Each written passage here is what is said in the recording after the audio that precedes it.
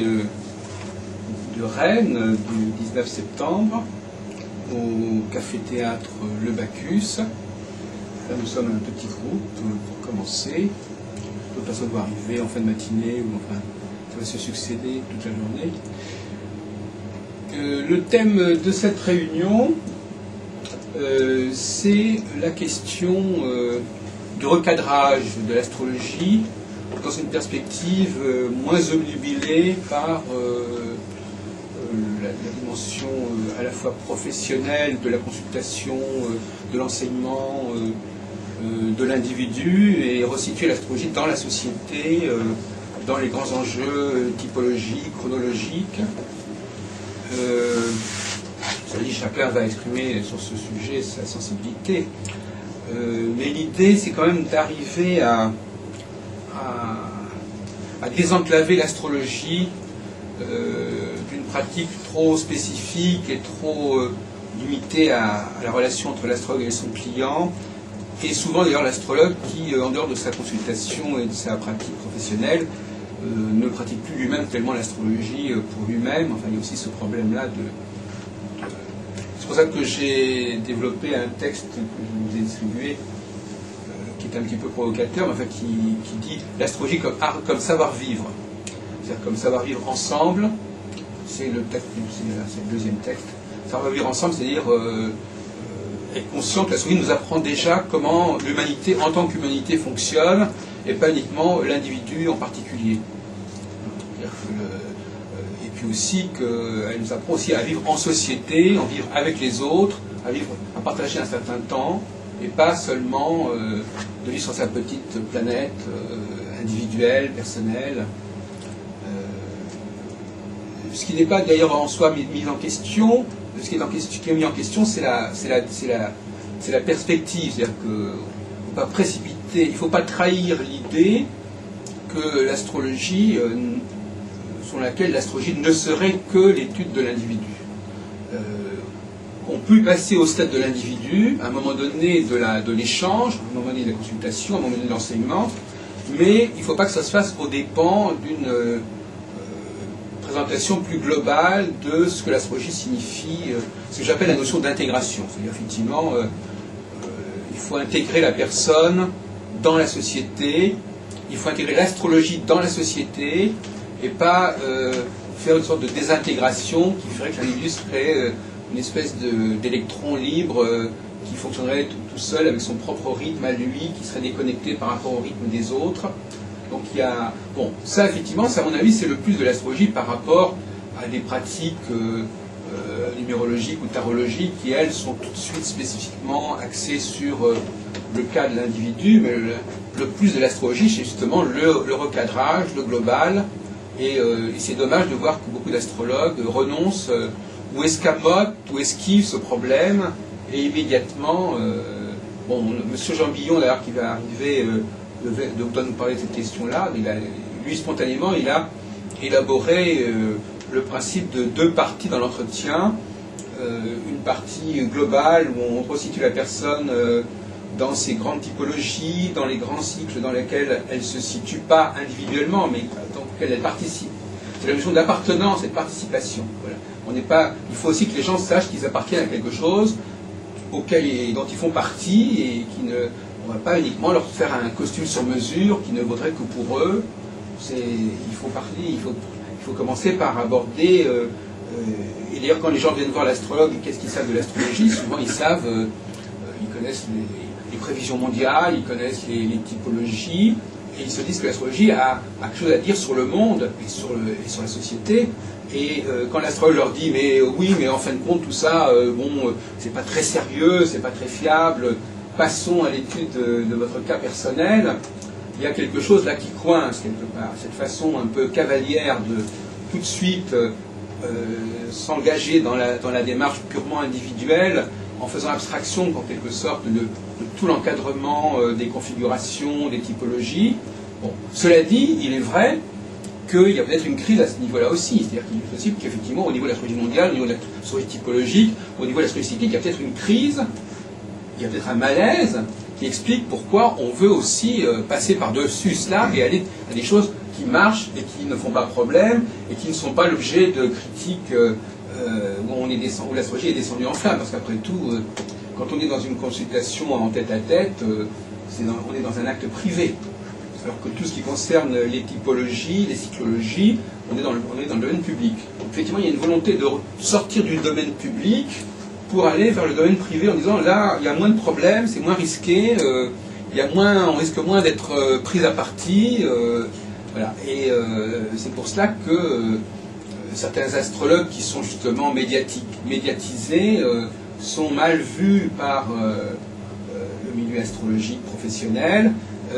Certains astrologues qui écrivent pour les journaux sont également mal vus, etc. C'est un fait. Maintenant, comme on dit, il ne faut pas jeter l'eau avec le bébé avec l'eau du bain.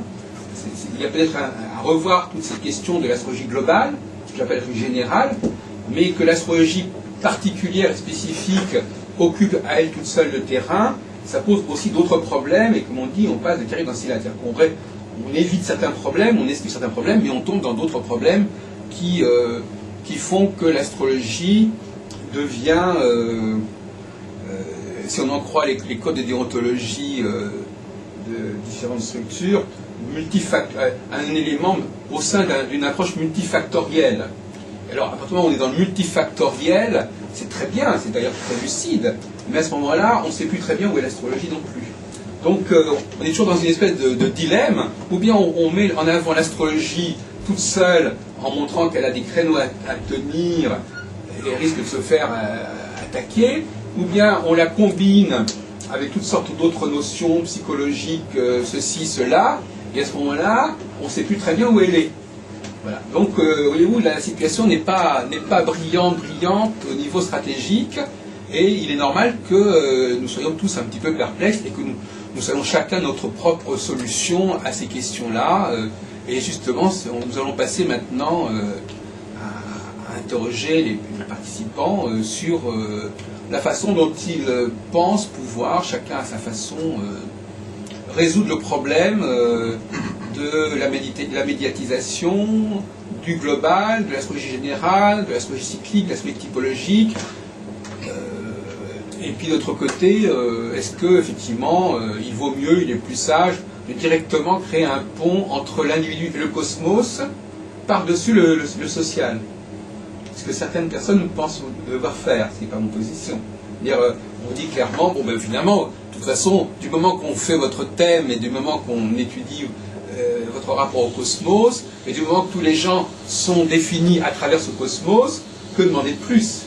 Mais là, c'est un peu une façon d'escamoter le problème, c'est-à-dire de passer, d'aller directement, de créer un lien entre le cosmos et l'individu, sans assumer la dimension collective, générale de l'astrologie dans notre société, de l'astrologie en tant que nous décrivant comment l'humanité fonctionne dans sa globalité, et pas uniquement comment l'individu fonctionne. Et à ce niveau-là, il est intéressant de voir que, par exemple, quand on étudie un thème astral, on a les différentes planètes qui sont censées correspondre à différentes fonctions psychiques ou autres de l'individu, alors que ces planètes auraient pour première vocation probablement de décrire la société, de décrire les différentes structures sociales, les différentes fonctions sociales. Donc il y a une espèce de décalage de la structuration. On utilise la structuration du monde, de la société, au profit de la seule étude de l'individu et du particulier.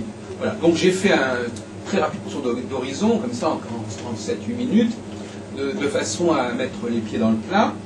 Et puis, puisque nous sommes quand même dans un discours d'ouverture de la journée, un autre aspect que j'aimerais que nous abordions, avec d'autres intervenants qui vont se suivre, c'est la question de l'enseignement de l'astrologie. C'est-à-dire, effectivement,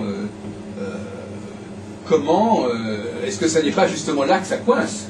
Parce que si finalement les astrologues font ce qu'ils font, c'est aussi en raison des manuels qui existent, en raison des cours d'astrologie qui existent. Et est-ce que ces cours et ces manuels fournissent aux futurs astrologues le bagage qui leur conviendrait véritablement pour exercer correctement leur profession? Donc là aussi, il y a une question aussi de beaucoup de cours d'astrologie qui également, tout de suite, préparent immédiatement à la dimension de l'interprétation du thème, à telle enseigne que finalement, au bout du compte, chacun essaie de faire ce qu'il sait faire. Donc si quelqu'un ne sait qu'interpréter des thèmes individuels, il ne faut pas lui demander de faire autre chose. Donc on est dans une sorte de cercle vicieux. Donc c'est pour ça qu'on est arrivé à la notion de formation permanente, c'est-à-dire qu'il ne faut pas redonner, reprendre la question du bagage dont dispose l'astrologue, parce que si on garde les gens avec le bagage qu'ils ont reçu, on ne va pas aller très loin, puisqu'ils n'ont pas le bagage adéquat. Bon. Donc par conséquent, il faut, voilà M. Lambillon, on parlait de vous justement il y a quelques minutes, il faut donc, je crois, on ne peut pas faire une déontologie ou même une épistémologie sans revoir la question de l'enseignement de l'astrologie. Je crois que, donc là aussi, ça serait intéressant pour les uns et les autres ici de voir comment ils gèrent leur cours d'astrologie et est-ce qu'ils préparent, est-ce que finalement l'accent majeur pour des raisons qui... Alors on va nous dire, oui, c'est ce que les gens veulent. Ben, il y a tout un argument là-dessus. C'est les étudiants qui veulent ça, c'est les élèves qui veulent ça. Mais on est obligé de prendre un peu plus de distance et de dire, bon d'accord, c'est peut-être ce qu'ils veulent, mais est-ce que c'est dans l'intérêt de l'astrologie de commencer par là? Et donc, alors, donc Gustin Jean-Billon, justement, je voulais...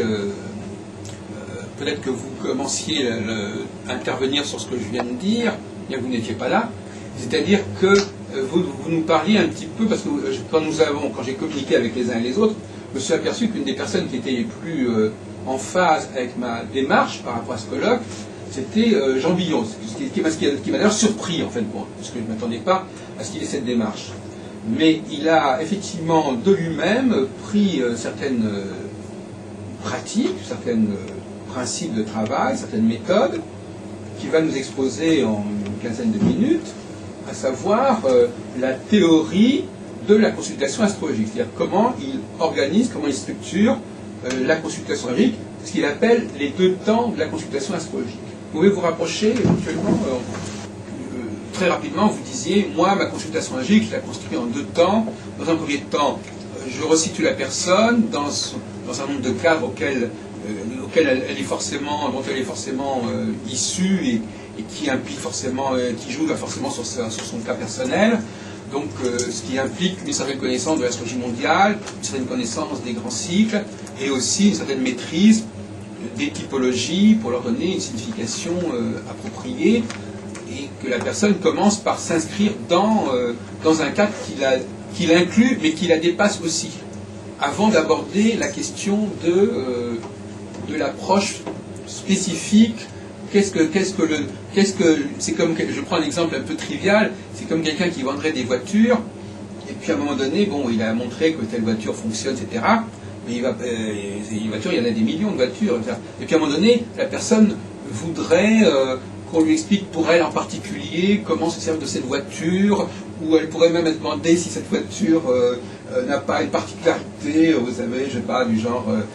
non, je plaisante, enfin dire, tirez-moi le tarot pour savoir quel va être le destin de cette voiture en particulier. C'est-à-dire que parfois, quand on achète un produit même de grande série, on a envie de savoir qu'est-ce qui va arriver à ce produit qu'on achète, ou à cette maison qu'on achète, alors qu'on sait qu'elle a été faite en X cas.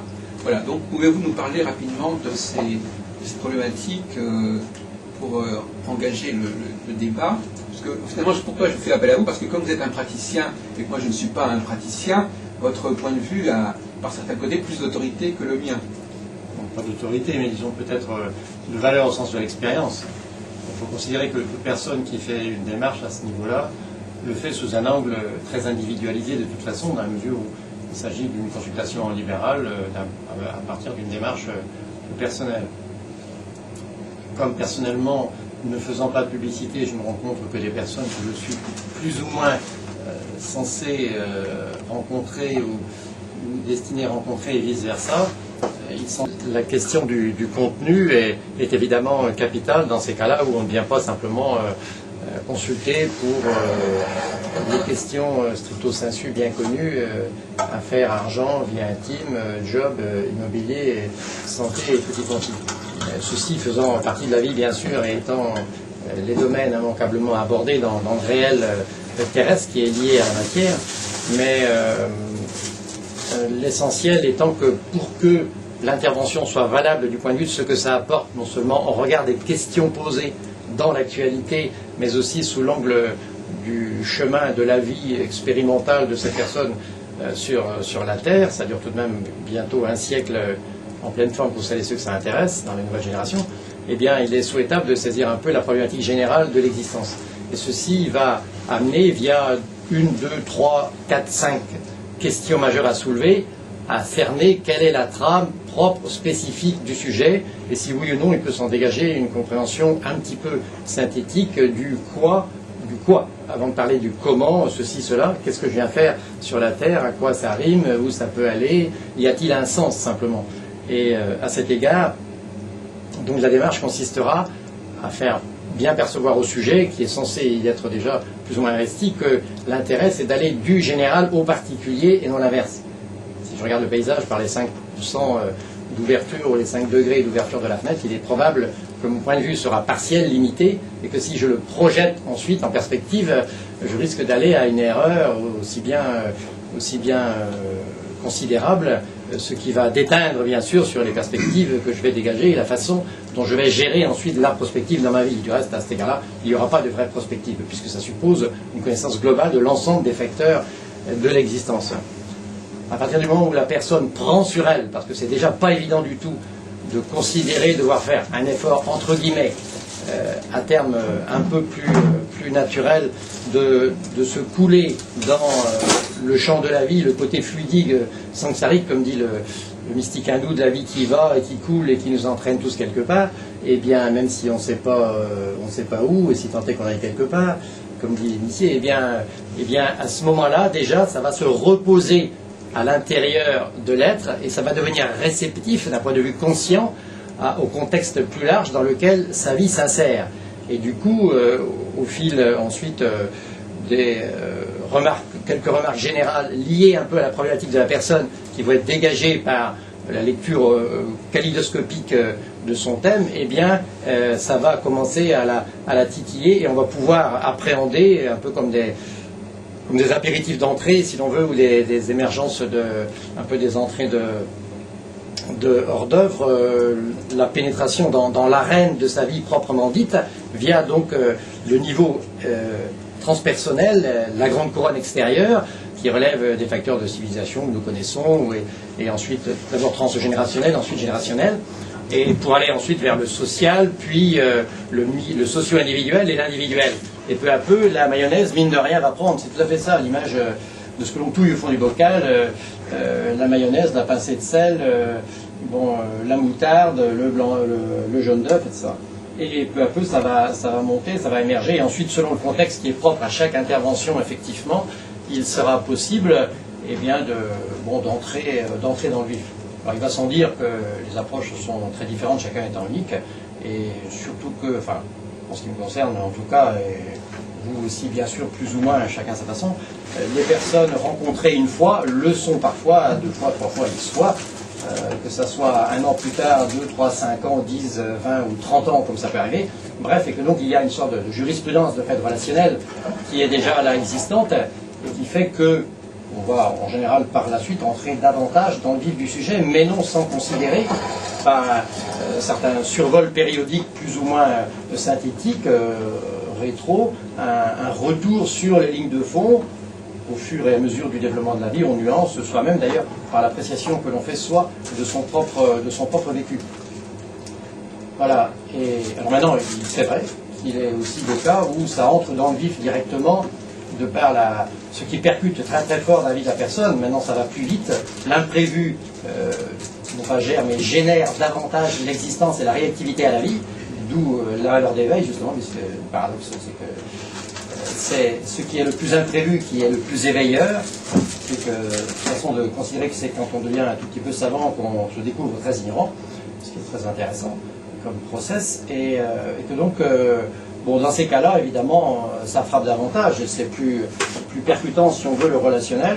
Maintenant, encore une fois, il y a toujours à prendre du recul et à considérer la part philosophique, sans prétention, enfin micro-philosophique, de la question très aiguë qui se pose dans l'immobilier à faire muter, la relation de couple problématique, la question santé qui vient greffer psychosomatiquement quelque chose de pas clair de la vie du sujet dans sa démarche, etc.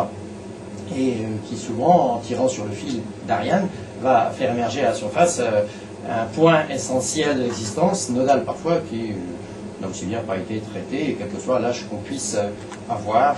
Voilà. Voilà, donc ce que je veux simplement préciser par rapport au questionnement, enfin à l'approche et à l'introduction un peu, enfin si ce n'est carré, enfin qui se veut très structuré et codé de Jacques, c'est que, bon, il n'a jamais été question chez moi de commencer en disant le grand A, premièrement, deuxièmement, sur un mode un peu scolaire, pour faire très pédagogique et enfin, soigneux, etc., méticuleux. Bon, dans le réel, c'est pas comme ça que ça procède. Ceci étant, bon, effectivement, je considère de toute façon globalement qu'il n'est pas d'étude, quelle qu'elle soit, valable si il ne s'en dégage pas une certaine problématique philosophique et vivante de la vie du sujet, de son chemin. Ça, pour moi, c'est un non-sens qui confine rapidement au contresens, à savoir que l'information spécifique très limitée est non évolutive. Quand elle n'est pas contre-évolutive, c'est déjà pas mal. Il y a des cas de figure où il vaut mieux ne rien savoir. Ça rend beaucoup plus intelligent parce que ça oblige à réagir à vide, c'est-à-dire de par son instinctivité racine vis-à-vis de ce que la vie nous amène, nous balance de moyennement imprévisible, enfin plus ou moins maintenant selon le cas de figure. Voilà, bon, d'accord. Bon. Alors, et vous enseignez l'astrologie? Est-ce que vous formez des gens dans le sens de ce que vous faites ou c'est autre chose? Oui, ben oui, s'il n'y a pas ce sens-là, j'arrête tout de suite. S'il n'y a pas de ce donc sens-là, là, au niveau de l'enseignement, c'est plus...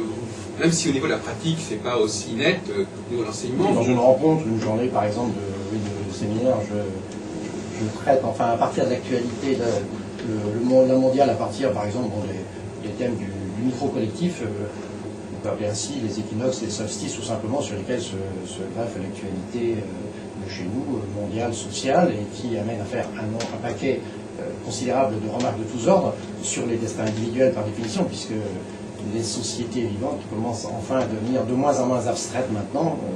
L'actualité du bout du monde cognant au coin de la rue via le débat de société, le panier de la ménagère. Bon, ça commence à être intégré d'instinct, de force qu'on ne sait pas gré. Donc ça rend évidemment les approches plus intéressantes. Oui, l'enseignement, enfin la formation, l'animation, j'ai commencé ici à Rennes en octobre 1981, voilà, ça fait 28 ans. Donc ça fait 28 ans aujourd'hui. Voilà, et bon, la consultation, ça fait 34 ans, là maintenant, cette année à Rennes aussi. Voilà. Bon, et quelques dizaines de milliers d'heures, 50 000, c'est combien, enfin, voilà, c'est... et bon, la recherche, tout ça, enfin tout le reste qui est du luxe, qui n'est évidemment pas subventionné, comme chacun sait, chacun son apéritif et son digestif. Bon, voilà. C'est un luxe. Mais je n'ai pas du tout actuellement d'implication spécifique au niveau de l'animation de la formation, parce que, pour certaines raisons personnelles, je n'ai pas trop voulu pour l'instant, enfin, étant donné que j'étais moyennement occupé globalement dans l'existence, investir là, parce que ça suppose d'être assez disponible, de circuler, de pouvoir se déplacer en France, au moins sans problème, voilà, avec une certaine facilité. Je pense que c'était assez moyen cet aspect-là. J'en peux dire il y a 30 ans, mais bon, il y a 25 ans. Mais maintenant, par contre, bon, je pense à une disponibilité relative un peu plus importante, par la soixantaine arrivante, un peu moins de présence nécessiteuse au quotidien, disons. Voilà. Le champ de l'investigation est énorme, mais je pense que, j'ai parfois dit, on n'est qu'à l'aube de tout ça. Oui. Contrairement à certaines apparences scientistes qui considèrent le déclin définitif des sciences dites bassement prévisionnelles ou nullement moyenneuse. Bon, la science pénètre. Alors, est-ce que des personnes ici sont inspirées par la discussion que nous avons ou veulent, par exemple, Kevin Lagrange, qui est donc actuellement un des astrologues de la place de Rennes, en fait, qui s'occupe. Comment? Oui, mais décalez-vous un petit peu. Qui est notamment, enfin, c'est l'expérimental lui-même, enfin, qui est notamment responsable d'un groupe qui est en rapport avec le RAO, le Rassemblement des astrologues occidentaux. Donc, d'ailleurs, cet après-midi, il a lancé sa journée de rentrée astrologique. Voilà. Alors, est-ce que vous pouvez nous dire ce qui vous parle dans ce que nous avons dit là, moi et M. Billon? Alors, pour revenir à ce que vous avez dit, moi je me retrouve dans vos propos à travers la cyclicité. C'est-à-dire qu'au niveau général, au niveau mondial, le mondial touche le personnel au niveau de la cyclicité. quand les personnes revivent des événements qu'ils ont déjà vécus. Ça, c'est essentiel. Ça, c'est vraiment le point sur lequel je suis en phase complète avec vous. Et ça, c'est utilisable au niveau mondial et au niveau personnel. Quand une personne revit des événements, ben, ça a souvent une résonance mondiale ou vice-versa. Pas forcément, parce qu'un retour, par exemple, de Saturne sera vécu au niveau impersonnel, pas forcément au niveau mondial. Oui, mais parce que la configuration dans sera uniquement dans les transits. Ce qui caractérise les transits, justement, c'est qu'ils ils introduisent une rythmicité, une psychologie dans la vie de la personne qui n'est pas forcément en phase avec les configurations mondiales. Si, tout dépend si on prend le cycle de Saturne isolé, Saturne par rapport à lui-même. Oui, là, ça ne marchera pas. Ça dépend, ou alors si on prend Saturne face aux étoiles. Oui, c'est ça, il faut. Ah. Oui, c'est-à-dire soit on choisit, il y a deux voies, soit on choisit, quand on prend une planète donnée, soit on choisit une cyclicité qui s'articule sur le thème natal, par transit, par retour, ou alors on fait une cyclicité mondiale où la planète est en rapport avec une autre planète. Par exemple, le cycle Jupiter-Saturne, voilà, également. Le cycle Jupiter-Saturne. Voilà, c'est pour ça qu'on aurait tendance à privilégier effectivement des cycles qui existent déjà, quitte à étudier leurs répercussions au niveau de l'individu. Mais prendre simplement des transits qui ne correspondent pas à une configuration mondiale, c'est peut-être un peu vain. Non, mais ça c'est le général, c'est l'astrologie mondiale pure, c'est-à-dire les cycles, par exemple le cycle Jupiter-Saturne en dehors du thème natal. Et après, pour préciser les choses, on regarde les transits dans le thème. C'est ça, c'est les fameux deux phases dont on parle. Ce qui prime, c'est bien sûr les cycles mondiaux. Et après, on passe du général au particulier. On est d'accord. Quelle incidence ça a sur le particulier. Voilà. Disons, l'aspect évolutif est beaucoup plus puissant lorsque ce qui interroge le sujet se greffe sur des résonances de cartes. Il y a quand même une dérive actuellement dont M. Lagrange n'est pas victime, qui consiste à étudier, c'est pour ça que je suis intervenu, quand on parle de retour de Saturne, souvent ça veut dire un retour de Saturne sur le thème natal, et donc par conséquent à ce titre-là, ça n'a aucune incidence au niveau mondial, vous comprenez? Donc quand on parle de retour de Saturne, il faut déjà que ce soit un retour de Saturne par rapport à une autre planète ou par rapport à une étoile ou quoi que ce soit, mondialement, et puis après, on va déjà regarder ça. Mais aujourd'hui, la pratique la plus répandue, aussi bien l'enseignement que la pratique de la consultation, c'est carrément d'élaborer un lien entre la planète, même si elle est en configuration avec quoi que ce soit, avec rien du tout, et le thème natal. Et c'est ça qui est un travers, à mon avis, à un certain niveau. Mais par exemple, là, en 2010, on va avoir une opposition Jupiter-Saturne, elle concerne tout le monde, peu importe le thème natal. Ben voilà.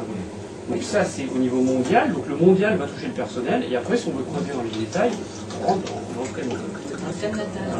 Un peu plus précisément, c'est un aspect social, en réalité, et qui est relayé mondialement, because le rayon du troisième œil, Uranus, et une spécificité humaine se situe à l'ascendant de l'humanité à ce moment-là. Et donc là, effectivement, c'est un climat de très haut niveau, exceptionnel. En termes techniques, ça veut dire qu'il faut privilégier les transits qui correspondent à des configurations mondiales, des transits qui n'ont sens que par rapport au thème natal. Joker, ça se discute, disons, considérer la valeur plus élevée de cette transit-là et évaluer ensuite si dans le thème de la personne, elle est concernée niveau 1, niveau 2 ou niveau 3 par ces transits-là mondiaux. Oui, c'est ça. Ainsi, sur le l'action problème, M. Billon, c'est de savoir si vous allez, par exemple, imaginons qu'on vient de prendre l'exemple du retour de Saturne, de l'opposition d'un Saturne au Saturne natal, ça ne correspond pas forcément, donc ça ne fait sens que par rapport au thème de la considérée. Voyez-vous ? Oui, ça fait sens et ça sujet par rapport à ces positions de c'est ça, mais ça si c'est relayé par une synchronisation mondiale, c'est sociale, voilà. C'est social, c'est beaucoup plus puissant. Voilà, si c'est Uranus, on passe à un niveau mondial, Neptune, n'en parlons pas. C'est bien ça dont on parle. C'est le karma mondial, Neptune. Voilà, c'est ça dont on parle. Il faut mettre en avant les transits qui sont déjà eux-mêmes l'expression d'une configuration mondiale, alors que beaucoup d'astrologues ignorent ces transits et mettent au même plan, en tout cas, les transits qui sont uniquement valables au niveau individuel avec les transits mondiaux, ce qui est, à mon avis, une erreur de méthode. Ça amène à affiner, à préciser la qualité propre des transits qui vont affecter la personne individuelle. L'idée dont on parle, c'est une gradation. Il faut parler, il faut commencer par... Il faut que la personne se rende compte, le client se rende compte qu'on est dans un processus de graduation et on va vers le processus de l'entonnoir, on va du général vers le particulier. Et c'est souvent cet sentiment-là que l'astrologue ne sait plus actuellement véhiculer. Madame Bachar, vous avez une réaction, vous avez l'impression que vous pourriez parler. Non, Non, mais parce que moi j'ai pas du tout de connaissance mondiale. Hein, c'est pour ça qu'on disait tout à l'heure, quand les gens n'ont pas de connaissance mondiale, ils ont tendance à dire qu'on peut s'en passer. Non, on ne dit pas qu'on s'en passe. Non, ça c'est faux de dire ça.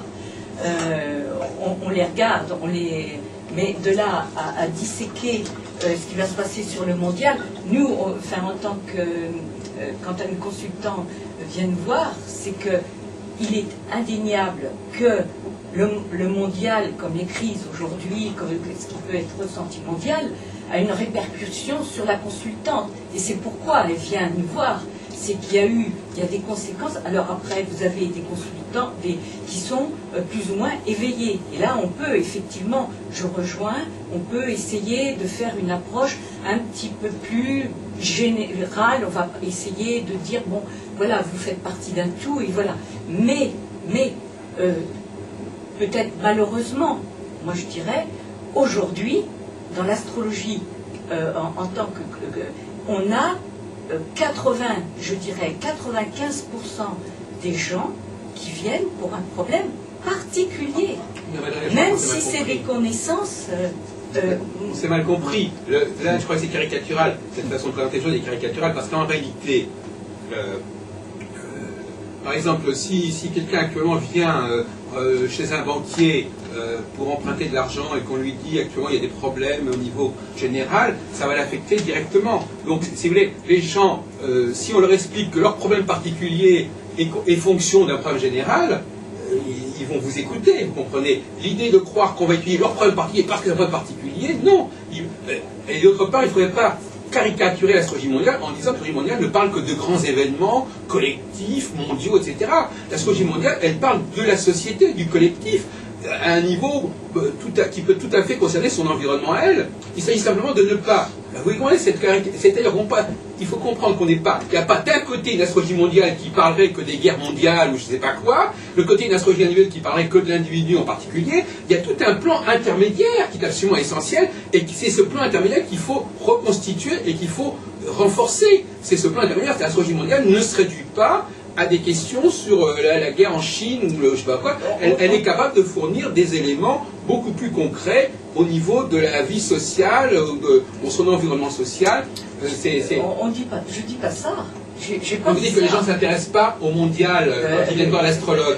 C'est pas comme ça que ça se passe. Les gens ne s'intéressent pas au mondial quand l'astrologue, mais l'astrologue ne parle pas du mondial au sens de mondial, au sens où vous l'entendez. L'astrologue est capable de donner des cadres généraux, des typologies générales, qui ne sont pas de l'ordre des grands événements politiques. Il ne faut pas réduire l'astrologie mondiale à la politique. Non. Il y a aussi une dimension sociologique, sociétale, qui est très importante et qu'il faut savoir gérer et qui ne relève pas de la mondiale au sens de Barbeau ou de Tessier. Il faut démystifier le côté de la mondiale comme étant simplement capable de nous parler. Parce que si on met d'un côté la mondiale qui est quelque chose de très spécial et puis le particulier qui est également quelque chose de très spécial, ça ne va pas. Il faut montrer que l'individu appartient au collectif, que la mondiale peut parler du collectif. Dans l'entreprise, par exemple, c'est pas une question de parler de la mondiale au niveau de la France ou de l'Europe. La mondiale peut parler de ce qui se passe dans une ville, dans une entreprise, dans une société. Et à ce moment-là, c'est absolument impossible d'en faire abstraction. Je ne sais pas ce que j'ai dit. Là, c'est là que vous... Non, pas du tout. C'est là que c'est une caractéristique là où je ne rentre pas dedans. Parce que, de toute façon, moi je pars personnellement d'un principe en tant qu'astrologue que chaque être humain fait partie, n'est pas tout seul, il fait partie, alors, ou d'une famille, ou d'une entreprise, il peut faire partie. De toute façon, il est interdépendant. Vous ne pouvez pas l'empêcher, ça. Oui, mais pour vous, l'interdépendance, si j'ai bien compris, elle n'est pas forcément d'ordre astrologique, parce que ça aussi, c'est aussi un biais que je connais bien, qui consiste à dire, bien entendu, je connecte la personne au niveau des conditions sociales, politiques, etc., mais ça, c'est pas l'astrologie qui me le donne. Ça, c'est un autre travers qui est très connu, que j'entendais très souvent, c'est-à-dire que on fait du global, du collectif, mais pas par l'astrologie, par d'autres biais. Voilà, c'est ça. Alors ça, c'est pas non plus une solution. Voyez-vous, donc finalement, l'astrologie, elle est vraiment sur la corde raide, parce qu'effectivement, de même tout à l'heure, on parlait de multifactorialité au niveau de l'étude de l'individu. On peut aussi parler d'une multifactorialité au niveau de la description du monde extérieur.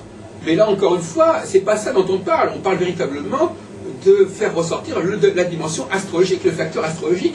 Et il ne s'agit pas de substituer à une carence au niveau d'une connaissance de l'astrologie mondiale des connaissances qui sont liées à la lecture des journaux ou de la radio. Ça ne résout pas le problème.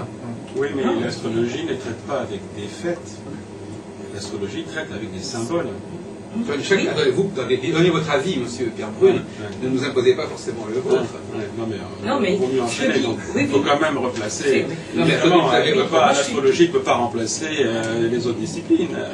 Elles sont aussi nécessaires. Oui, mais alors la question est de savoir quel est le rôle de l'astrologie malgré tout pour comprendre le monde. Hein. Bon, alors, si effectivement, quand on a un profil actuellement qui consiste à étudier, on fait de la psychologie en combinant l'astrologie avec toutes sortes de facteurs psychologiques, on fait de la politique en combinant l'astrologie avec toutes sortes de facteurs politiques, et finalement, on tombe dans une extrême. Alors il faudrait trouver un équilibre, alors, encore une fois, parce qu'on ne peut pas se contenter de... Parce que quand vous dites ça, c'est très bien, c'est la position d'un certain nombre de responsables que je ne voudrais pas citer, qui disent, bon, effectivement, moi je tiens compte de toutes sortes de facteurs, multifactorialité, multi-ceci, multi-cela, très bien, mais à vouloir trop bien faire dans ce sens-là, ce qui est rassurant, parce qu'on se dit, les astrologues, au moins, voilà quelqu'un qui est pertinent, qui tient compte de toutes sortes d'autres facteurs, donc qui ne peut pas dire trop de conneries, puisque de toute façon, il est informé, etc. Mais d'accord, mais quand on a dit ça, on arrive à une impasse. Épistémologiquement, on arrive à une impasse, parce qu'à ce moment-là, on ne sait plus de quoi on parle. On ne sait plus de quoi on parle, et surtout, on renonce à utiliser des éléments que l'astrologie pourrait fournir, on compense des lacunes au niveau de la formation qu'on a eue en astrologie par une formation autre qui vient remplacer et se substituer à la formation astrologique. Et ça, c'est à mon avis grave. C'est-à-dire qu'il y a deux choses. Il y a d'abord effectivement la connaissance astrologique. Qu'est-ce qu'on connaît de l'astrologie? Première question. On peut voir haut, on peut voir bas. Donc, on en est toujours là. Mais en même temps aussi, l'astrologie ne peut pas tout gérer, tout organiser, expliquer les autres sciences. Donc, voilà, on peut très bien s'appuyer des autres sciences, mais voilà, donc c'est une interaction entre... D'accord, mais la question, donc finalement on est quand même là pour faire de l'astrologie, donc la question est de savoir ce qu'elle est capable, une fois qu'on a dit ça, la question est de savoir qu'est-ce qu'elle est capable de faire. Voilà, qu'est-ce qu'elle est capable de faire? On peut creuser le sujet là. Qui suppose effectivement d'appréhender la vie dans ses différents plans, pour pouvoir, en la lisant un peu par en haut, pour pouvoir descendre ensuite dans la matière au niveau où on traite. On peut traiter le mondial sur un plan de la géopolitique mondiale, on peut traiter le social d'un point de vue d'une entreprise, on peut traiter le micro-social qui est le familial, etc. L'individualité dans ces différents niveaux qui remontent ensuite jusqu'en haut idéologiquement via la vision du monde qui peut se modifier à travers des expériences dans l'incarnation. C'est un peu comme un ascenseur, ça monte et ça descend, mais il est bien évident que l'astrologie en tant que discipline initiatique de connaissance globale et de synthèse requiert une approche assez générale au départ et beaucoup de recul pour pouvoir être assez à l'aise dans la navigation, quel que soit l'étage sur lequel on travaille avec la personne. Et afin d'instiller ou de distiller quelque part l'intérêt de cette appréhension élargie du monde à la personne, en lui faisant bien sentir que son problème X, Y, Z, il gagne plutôt à se sentir partie prenante de tout ce qui se vit et respire, parce qu'elle va bénéficier à ce moment-là d'un certain courant collectif. Et maintenant, effectivement, plus on va aller, oui c'est vrai, plus l'intérêt de ramener le sujet à sa socialité et à sa mondialité va être fort. Ça c'est évident. Jusqu'en des temps récents, là où on peut situer l'éveil à échelle de masse sur la Terre, les 2 tiers et 3 quarts du XXe siècle, avant cette césure-là, on pouvait faire l'astrologie généliaque individuelle à un niveau moyennement correct. Bon, maintenant, ça va être de moins en moins vrai. Non, mais alors, je crois que là, je ne suis pas d'accord non plus avec ce point de vue-là, parce que quand on parle d'astrologie mondiale, il ne s'agit pas simplement de dire qu'il y a des événements majeurs au niveau mondial qui vont agir sur nous. Il ne s'agit pas de ça. Il s'agit de montrer qu'il y a des cycles qui agissent à toutes sortes de niveaux de la société. Aussi à l'entreprise, c'est pas de dire qu'il y a un événement majeur qui va jouer sur tout le monde. Il ne s'agit pas de ça.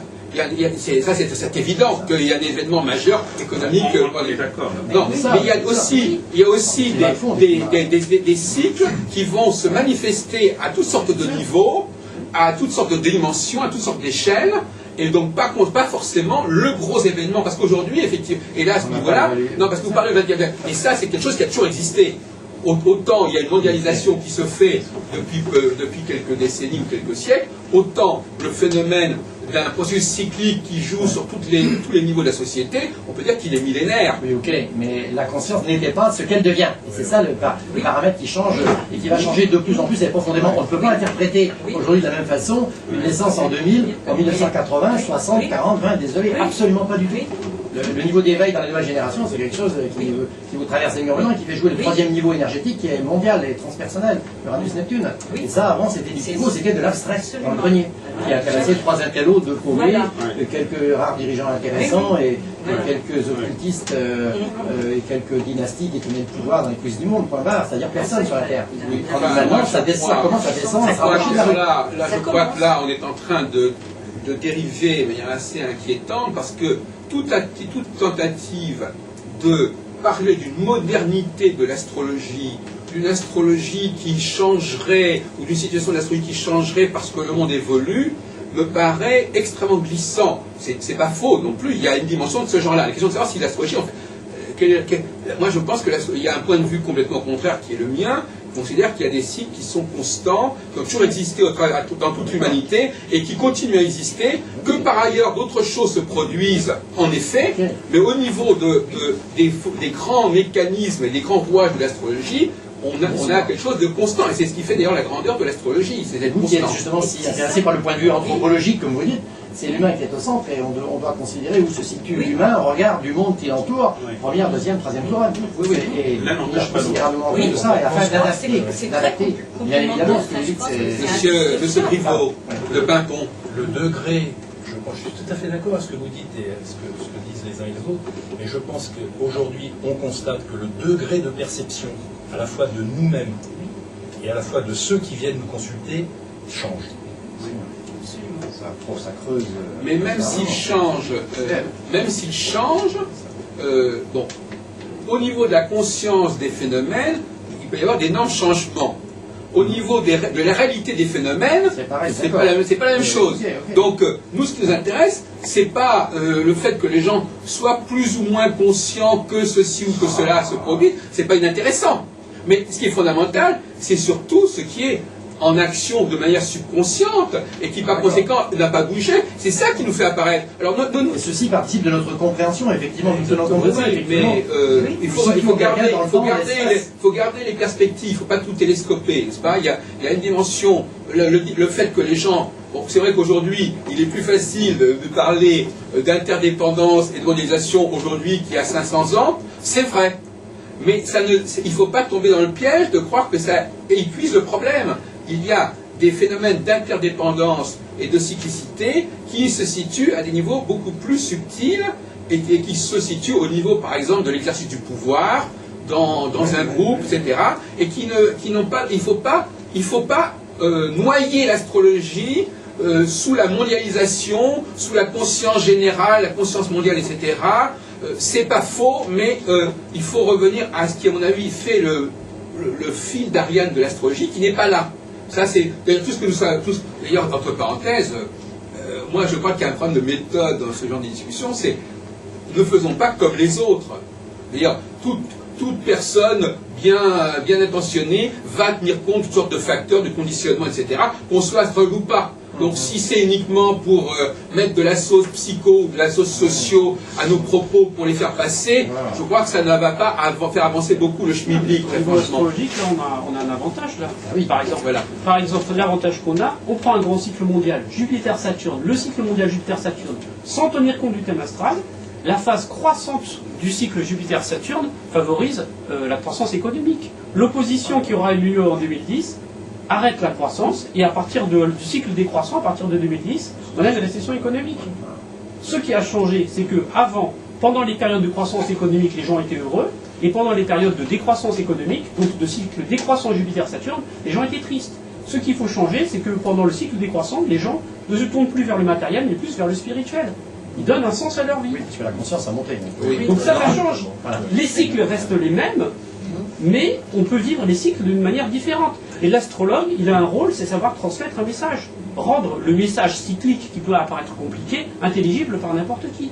Maintenant, c'est un peu plus complexe que ça encore, parce que intervient davantage qu'auparavant dans les générations précédentes le cycle mondial supérieur Uranus. Uranus-Neptune comme un octave de Saturne, qui nuance un peu les propos de Kevin, qui sont... Monsieur, vous vouliez continuer? Oui, je disais, le rôle de l'astrologue, le premier rôle de l'astrologue, pour moi, c'est de savoir transmettre son message. C'est compliqué les cycles, c'est compliqué les révolutions solaires. Il faut dire les choses de manière à ce que les gens les comprennent. Vous avez une formation de pédagogue. Ben oui, mais c'est absolument nécessaire. Donc on est obligé de ne pas tout raconter. On simplifie volontairement. C'est pas une simplification volontaire, c'est pour que la personne nous suive. Et des gens qui ne savent pas s'exprimer simplement, qui sont tout de suite dans le détail. En revanche, au niveau de l'enseignement, là on peut rentrer on peut tout expliquer parce que la personne a besoin de comprendre l'origine des choses. Donc voilà, c'est la consultation. On est obligé de simplifier certaines données pour transmettre l'information. En revanche, dans un cours, on peut tout dire. On peut dire, bon, bah, vous pouvez approfondir ça dans tel livre, dans tel manuel. C'est deux choses différentes. Même si à la finale, ça revient à la même chose. Et transmettre l'information. L'astrologue, c'est celui qui transmet l'information. Mais même en consultation, ça dépend de la personne. Oui, vous avez des personnes qui vont être très intéressées. Elles vont, même si on détaille, alors que d'autres, elles vont tout de suite nous dire, oh ben vous ne parlez pas de ma conjonction par mail. Bon, voilà, c'est comme ça. Mais il faut s'adapter à l'humain. Moi, personnellement, je suis venue à l'astrologie dans l'aide à l'humain. Alors, l'accompagnement, alors ça peut être effectivement vous faire ouvrir le troisième œil à une personne, mais ça peut être aussi dans le très concret. Voilà. Oui, enfin, il ne faudrait pas tomber dans ce qu'on appelle le palliatif. Hein. Ah, oui. Ça, c'est un nouveau cheval de bataille que j'ai lancé il y a quelques jours, l'accompagnement palliatif. Parce que l'astrologie, utilisée comme système palliatif, attention, hein, parce que justement, je me permets de dire quelques mots là-dessus, parce que là, il y a une dérive du palliatif qui va très loin et qui fait beaucoup de dommages à l'astrologie. Le palliatif, ça consiste à dire, la personne est incurable. Bon, vous savez comment c'est la notion de soin palliatif. La personne est incurable. Elle est incurable, on ne peut pas la rétablir dans son état normal, il faut l'aider à s'assurer et à s'assumer dans sa difficulté, dans ses manques, dans tout ce qui s'est détraqué, etc. Bon. Donc effectivement, quand la médecine ne peut plus rien faire, on bascule dans le palliatif. C'est-à-dire qu'à ce moment-là, on n'est plus dans l'idée, asseyez-vous à côté de monsieur... Non, vous êtes thérapeute.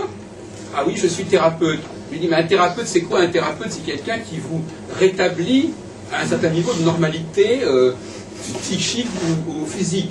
Ah non, moi, je fais simplement, j'aide la personne à accepter son propre thème. Comme si une norme pouvait être uniquement réservée à la personne. Donc par contre, moi, s'il me manque un bras, eh bien, je dois accepter le fait qu'il me manque un bras. Bon, parce qu'on peut pas. Bon, donc il faudrait pas. Donc il y a toute une dérive palliative actuellement qui est en train de gangréner l'astrologie et qui aboutit à ce que l'astrologie serve. C'est votre avis, hein. On ne partage peut-être pas votre avis. Non, bien entendu. Mais non, c'est pas mon avis, c'est la formulation. La formulation. Parce que je vais devenir un petit peu excessif, mais parce que ça paraît une image amusante. Mais ce que je veux dire par là, c'est que même si on n'accepte pas cette image, les faits sont là. Donc on peut ne pas. Les faits sont effectivement, il y a un renoncement. Parce que quand on parle du rapport entre général et particulier, il y a aussi la question de ramener la personne du particulier au général. Hein. Par exemple, si... donc, voyez-vous, donc il y a une dialectique. Effectivement, donc il faut ramener la personne... Bon, mais si on y arrive, et si on ne connaît pas le général, si on n'a pas défini la norme, si on n'a pas défini le cycle, etc., si on n'a pas défini le général, on ne peut pas la ramener à ça.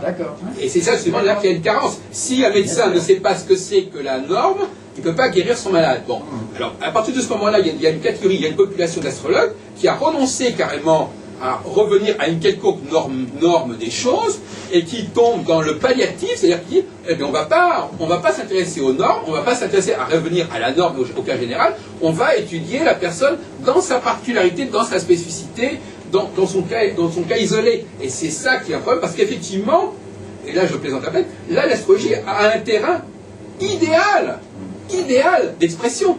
Hein, je ne plaisante pas. C'est-à-dire qu'effectivement, l'astrologie convient très bien, l'astrologie telle que la plupart des gens n'ont pas développée, convient très bien à cette demande des soins palliatifs. C'est pour ça que je dis qu'à la limite, alors, Alors là, ça devient un autre problème. Parce que, admettons, pour avoir de l'anticipation, admettons qu'effectivement, on s'aperçoit que c'est un terrain où l'astrologie est tout à fait bien placée, parce que ça permet de s'accepter dans sa différence, notamment l'astrologie karmique, ça permet de comprendre mieux pourquoi il nous est arrivé ceci, pourquoi on est comme cela, et donc par conséquent, le palliatif c'est aussi d'être bien comme on est.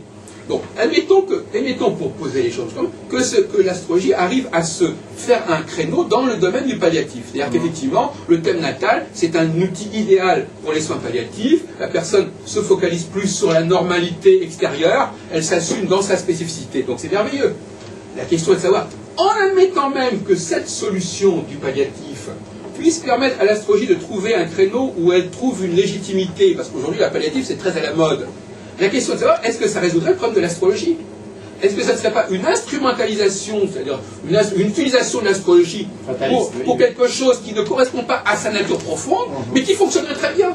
Et là, je suis en train de désamorcer l'argument du fonctionnement, parce que quelque chose peut fonctionner très bien et ne pas correspondre à ce que ça doit être. Par exemple, si j'utilise cette bouteille pour casser la tête de M. Billon, ça fonctionne très bien, mais la bouteille n'est pas faite pour ça. Et tout le problème est là, on utilise des choses qui marchent très bien, mais ce n'est pas fait pour ça.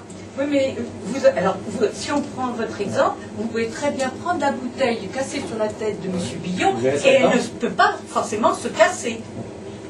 Et alors?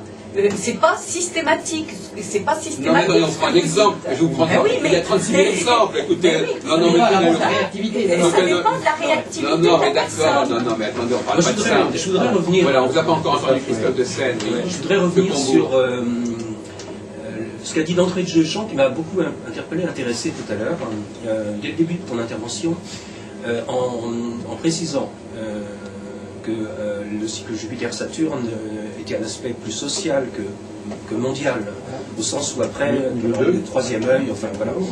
Et je crois que au fond, derrière cette petite précision, il y a quelque chose de très important, parce que quand on parle de l'astrologie générale, telle que vous la définissez dans vos articles que vous avez envoyés par mail, Jacques, que vous opposez à une certaine forme de pratique de l'astrologie individuelle, en fait, il y a trois plans, clairement.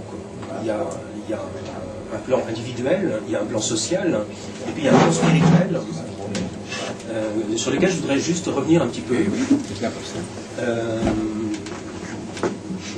En fait, de plus en plus, ça fait une trentaine d'années à peu près que je pratique l'astrologie.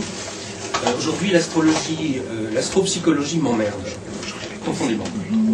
Je pense que l'astrologie est relativement dans une impasse aujourd'hui, parce qu'on s'est laissé trop guider par une approche purement d'assistance psychologique. Et je vais revenir aussi sur ce que disait par exemple Jacques Albron tout à l'heure sur la divination par les tarots, par exemple, en disant avec la tarologie, on est forcément et par définition dans le particulier, dans la demande de consultation. Non, c'est totalement faux. Ça fait 30 ans que je m'intéresse au tarot et je n'ai jamais tiré les cartes. Donc je n'ai jamais utilisé cet outil, en aucun cas, pour résoudre le problème spécifique à une personne, et ça je m'en contrefiche. Moi j'utilise les tarots comme sujet de méditation assez vaste sur un système gnostique dont je pense qu'ils incarnent les valeurs et même le système dans le détail. Donc ils incluent l'alchimie, l'astrologie, etc. Et bon, il y a un travail qui est passionnant qui peut être fait là-dessus. Eh bien en astrologie c'est la même chose. On ne peut pas. Il faut arrêter de réduire l'astrologie à une aide au particulier, une aide à domicile. L'astrologie c'est ces trois plans comme souligne Jean à juste titre. Et il y a le plus important pour moi, il y a un plan spirituel que j'ai mis une trentaine d'années à découvrir dans l'astrologie d'ailleurs, parce que quand j'ai commencé, c'était à l'époque, on suivait Barbeau, et moi j'avais suivi aussi l'enseignement de Jean-Pierre Nicolas, et puis il y avait Ruperti, enfin il y avait quelques maîtres de l'époque, mais chez Barbeau comme chez Nicolas, on a le souci de pratiquer, qu'on veuille ou non, une sorte d'astropsychologie.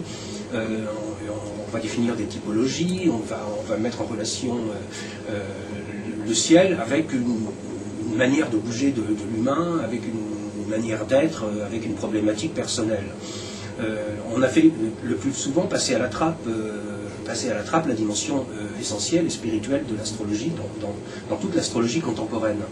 Et 30 ans après, je me dis, mais Barbeau, j'aime beaucoup, mais en particulier le frère aîné de Armand Barbeau, voilà, Armand Barbeau, qui était astrologue, qui était alchimiste, qui a écrit le merveilleux traité d'alchimie qui s'appelle L'or du millième matin, et dont on sent que la dimension spirituelle habitait complètement son travail. Moi, je souhaite un jour que l'astrologie puisse retrouver sa vraie place, qui est en fait pour moi l'une des trois places majeures qui sont réservées au système gnostique global, c'est-à-dire l'alchimie, la magie et l'astrologie.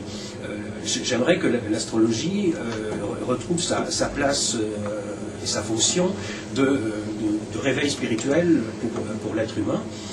C'est vrai que là je rejoins Jean complètement quand il dit que la société est en train de changer considérablement parce que les consciences sont en train de s'ouvrir. Ça, on y reviendra sans doute. Je pense que c'est lié à un cycle très vaste, un cycle mondial très, très important. On pourrait y revenir. Je souhaite qu'on parle par exemple de la planète Eris. Si vous voulez, je vous en parlerai tout à l'heure à travers un travail qu'a fait Jean d'ailleurs, il y a 20 ans ou 30 ans. Mais bon, je pense qu'il faut arrêter d'opposer simplement le social, d'une part, comme vous faites, Jacques, avec l'individuel. Il faut considérer qu'il y a trois plans. Il y a le plan spirituel, sans laquelle l'astrologie est complètement boiteuse. Et est-ce que l'astrologie, finalement, pour revenir à l'astropsychologie, est-ce que l'astrologie est si pertinente pour aider psychologiquement quelqu'un si on coupe sa dimension spirituelle? J'en suis pas du tout sûr. Je pense que la psychologie classique a beaucoup plus d'atouts. Il y a une formation qui est très solide en psychologie, qui a fait ses preuves. Je pense que le psychologue est beaucoup plus habilité que l'astrologue à aider psychologiquement quelqu'un. Et que je suis très inquiet de cette dérive systématique dans la consultation de tous les jours vers une astropsychologie qui est une sous-psychologie en réalité, et dans laquelle l'astrologie n'a plus sa vraie place de science spirituelle. Et après, si vous le souhaitez tout à l'heure, je reviendrai sur le sujet avec un petit développement technique autour de la planète Eris et autour de l'ouvrage de Jean Billon sur lequel je souhaiterais revenir. Alors, faut mettre le niveau. Je suis tout à fait d'accord avec ce qui vient d'être dit, sauf que on ne peut pas nier non plus à chaque fois que nous sommes en consultation, on ne peut pas nier en fait nos propres expériences personnelles et nos propres parcours scolaires et universitaires. Donc ce qui fait que parfois, effectivement, on peut avoir aussi une formation en astrologie et en psychologie. Oui. Le deuxième point, par rapport à ce que vous venez de dire et qui m'intéresse fortement, je pourrais l'associer effectivement aussi au sens et à la signification, comme pour les hiéroglyphes. En astrologie, c'est pareil. Il y a un sens, je dirais, plus profane, sens et signification plus profane, sens et signification pour quelqu'un déjà qui est averti, et sens et signification pour quelqu'un qui est déjà éveillé. Et nous ne pouvons pas nier cela, nous, quand nous acceptons quelqu'un en consultation. Parce qu'il y a aussi le ressenti qui rentre en ligne de compte et qui nous permet effectivement de voir, et là je rejoins effectivement ce que vous disiez tout à l'heure. C'est la transmission, savoir Voilà, transmettre le voilà, message. exactement. Savoir transmettre, rendre intelligible ce que l'on dit. C'est savoir situer la personne qui est plus compliqué. qui est à peu près tirer un peu vers le haut, un demi-ton au-dessus. Voilà. Mais lui faire découvrir son propre fil d'arrière. Oui. Ça, c'est là on touche l'alchimie un peu de la relation. Oui, mais ça, je suis tout à fait d'accord avec vous. Comprendre ce qu'on dit. On doit comprendre avec ses mots, avec les mots qui sont lisés. Quelle est sa note musicale en fait. Quel est son mercure? C'est ça. Quel est son mercure? La personne, il faut lui parler son mercure. Suivant le mercure de la personne, on lui parle différemment. On a des mêmes choses à dire à deux personnes différentes, mais on leur parle différemment en regardant leur mercure. On parle leur langue. Mercure, c'est la langue d'une personne. Voilà, c'est ça. On lui fait parler mercure de la personne. Et j'ai envie de dire, le tour est joué. C'est vrai, c'est réel. Il faut s'adapter à ça, à ce facteur. Aussi le mercure au sens alchimique du terme, c'est-à-dire l'énergie fondamentale de la personne avec laquelle il faut travailler. L'un n'exclut pas l'autre. Tout ça, c'est lié. L'ordre de connexion. Tout à fait, tout ça, c'est lié. Comment il circule. Moi, j'ai introduit la notion de l'astrologie comme savoir-vivre, comme art de vivre. C'est-à-dire pas seulement pas seulement le fait de faire... art de vivre en rapport avec le cosmos, si vous voulez. Art de vivre en rapport avec le cosmos, c'est-à-dire organiser son temps et sa vie. Là, on dépasse le plan de l'astrologie, mais finalement, quelque part, l'astrologie, c'est quelque part tenir compte du cosmos pour organiser sa vie, pour organiser ses relations avec les autres. Et donc, effectivement, il y a, par exemple, le fait de tenir compte... par exemple, là, voyez-vous, par exemple, on est aujourd'hui dans une nouvelle lune. C'est une nouvelle lune. Et la nouvelle lune, c'est le moment... la nouvelle lune dans le cycle... c'est intéressant d'avoir des réunions en nouvelle lune, par exemple. C'est intéressant. Donc, voyez-vous, je vais vous expliquer pourquoi. Parce que la nouvelle lune, c'est un petit peu... c'est la conjonction, déjà. Et la conjonction, c'est la notion de réunion, de rassemblement. La pleine lune, c'est la dispersion. Donc, c'est l'opposition. Donc, effectivement, organiser... Et là, moi, vous savez que j'ai toujours préconisé que les astrologues devaient vivre l'astrologie ensemble et pas seulement dans le cadre de leur consultation, de leur enseignement. Et ça, c'est un point qui a été complètement, pour l'instant, complètement oublié et déconné, n'est-ce pas? Les astrologues ne vivent l'astrologie que dans le laboratoire spécifique. Ils ne la vivent pas live, in vivo, ils la vivent in vitro. Effectivement, il y aurait